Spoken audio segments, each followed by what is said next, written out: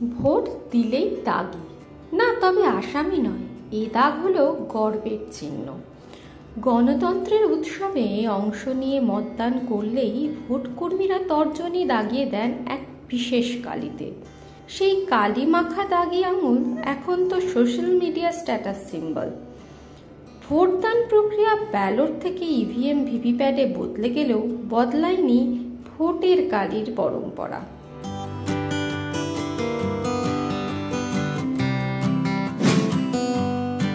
ভুয়ো voter false vote আটকাতে 1962 সালে এই কালির প্রচলন করেন তৎকালীন বাঙালি নির্বাচন কমিশনার সুকুমার সেন।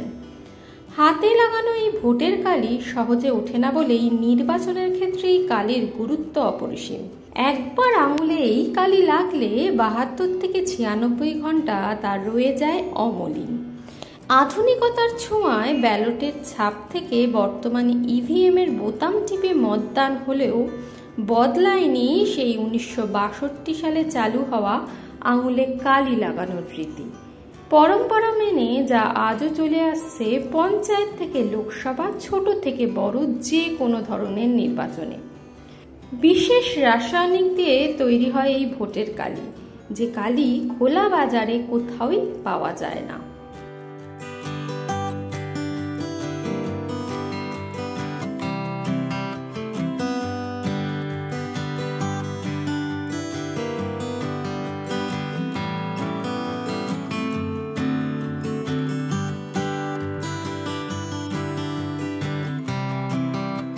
কালিটার বিশেষত্ব হচ্ছে এটা 96 ঘন্টা অব্দি স্টে করে।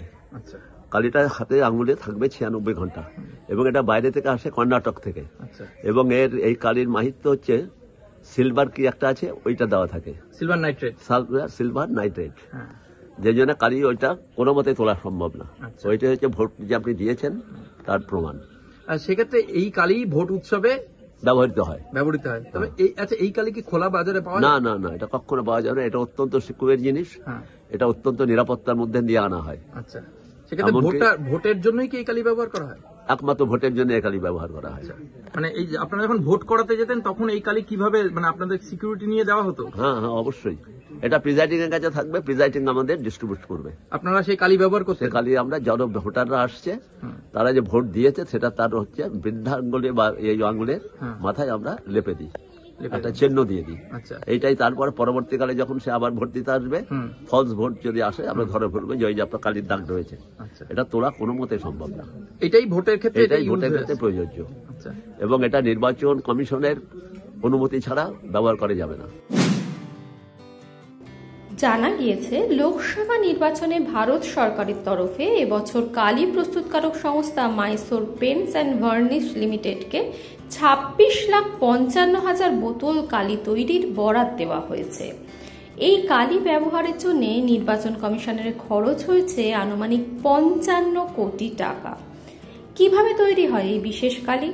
না, সে ফর্মুলা কখনোই প্রকাশ্যে আনা হয় না। তাই ইভিএম এর মতোই সমান নিরাপত্তায় ভোট গ্রহণ কেন্দ্রে নিয়ে যাওয়া হয় এই ভোটের কালিকেও।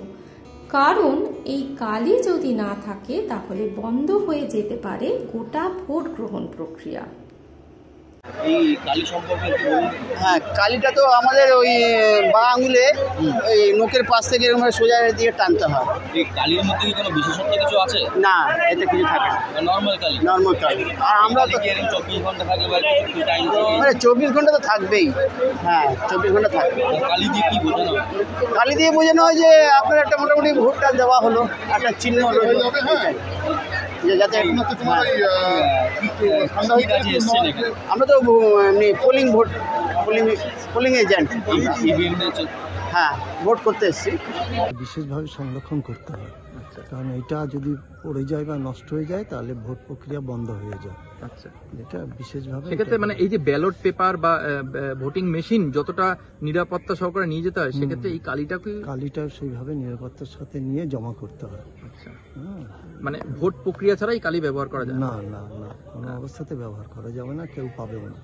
প্রিজাইডিং অফিসারের কাছে থাকে, প্রিজাইডিং অফিসার তার সাবঅর্ডিনেট যে থাকে, মানে তার যে পার্টির অবজারভার না, তার সাথে প্রিজাইডিং অফিসারের সাথে যে আর যে অফিসাররা থাকে আচ্ছা, তাদের হাতেই একমাত্র এটাতে দেওয়া হয়, বাদ বাকি কারোকে এটা দেওয়া যায় না। মানে সেক্ষেত্রে এই ভোট করানোর সময় যখন আপনাদের হাতে লাগতো, এটা মানে দীর্ঘদিন থাকতো? দীর্ঘদিন থাকতো, কোনোভাবে হাতে যে কোনো অংশে লেগে গেলে সেটা কোনো অবস্থাতেই তোলা যায় না, সেটা দীর্ঘদিন ওটা থাকতো।